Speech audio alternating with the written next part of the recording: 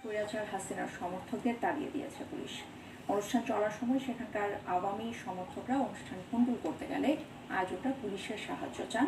যুক্তরাষ্ট্র প্রতিনিধি তোফাজ্জল লিটনের তথ্য এবং ছবিতে প্রতিবেদন।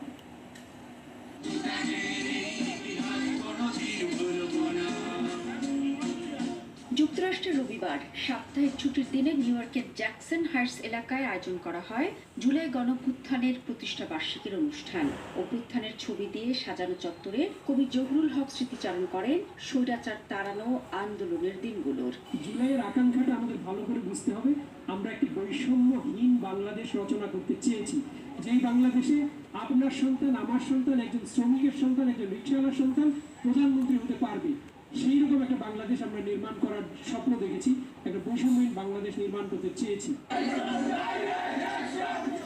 এক পর্যায়ে পালিয়ে যাওয়া হাসিনার সমর্থকরা হাজির হয়ে ডক্টর ইউনূস বিরোধী স্লোগান দিয়ে অনুষ্ঠান ভণ্ডুল করার চেষ্টা করে। এ সময় আয়োজকরা পুলিশে খবর দেয়। কিছুক্ষণের মধ্যেই পুলিশ এসে তাদের তাড়িয়ে দেয়। আমরা চাই না কোনো ভেদাভেদ, আমরা চাই সবাই মিলেমিশে দেশকে উন্নত করি, জাতিকে উন্নত করি, ভাষাকে উন্নত করি। অনুষ্ঠানে অতিথি ছিলেন নিউ ইয়র্কের ডিস্ট্রিক্ট 69-এর জন লো। ডেমোক্রেট প্রার্থীর এই নেতা জুলাই আন্দোলনের প্রশংসা করেন।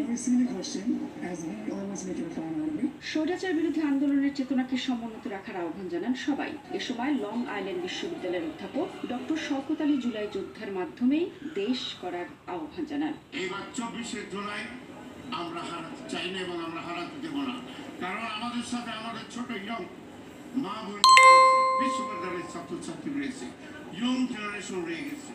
এই কান্ট্রি বিলংস টু দেম। যুক্তরাষ্ট্র